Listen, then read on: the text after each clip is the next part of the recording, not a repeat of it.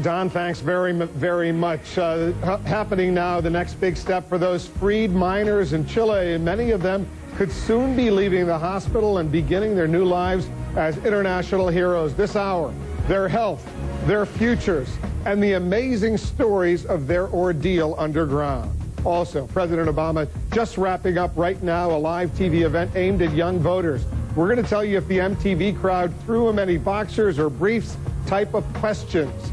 And foreclosures skyrocketing right now, even as we learn more about potentially criminal loan practices under investigation. I'm Wolf Blitzer. You're in the Situation Room.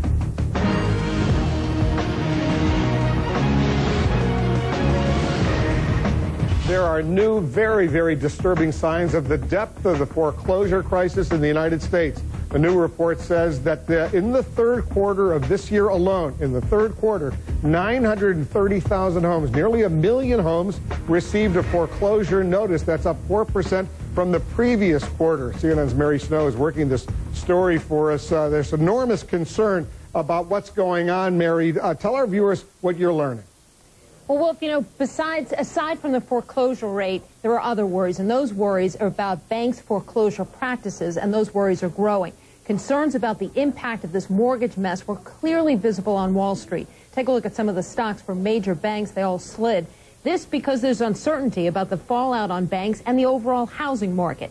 And it's only heightened after the attorneys general in 50 states yesterday announced they're investigating improper foreclosures. Now, at the heart of the problem, the people rubber stamping foreclosures and signing documents without really understanding or at times even reading what they were signing. And it's come out in depositions. Now, in one case, an employee at Litton Loan Servicing, which is connected to Goldman Sachs, was asked about a certain affidavit in Texas, the state where her company is based.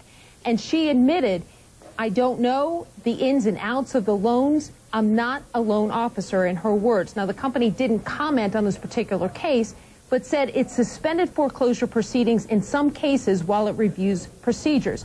One Florida attorney that we spoke with represents thousands of homeowners. He said he started getting depositions from bank employees after seeing that these foreclosure documents were being signed far from where his clients lived. When you have somebody swearing under oath that they're the records custodian responsible for the records and collection of particular debt, but it's not. It's somebody who might have been a beautician that got hired to sit at a desk and sign these documents one after another. That's false. That's a lie. But the question is, were people wrongly thrown out of their homes because of defective foreclosures? That we haven't seen evidence of yet. Now, some of the bigger banks have come out to say, while they are reviewing these documents, they are standing by their accuracy. But they still have to face the sloppiness of how things were handled and how it got to this point. Wolf? And the impact on millions of folks with real estate, with their own homes, the value could go down. That's why there's so much concern about what's happening right now. It just doesn't affect those people who have received the foreclosure notices. Mary, it affects a lot of people whose value of their homes are in trouble.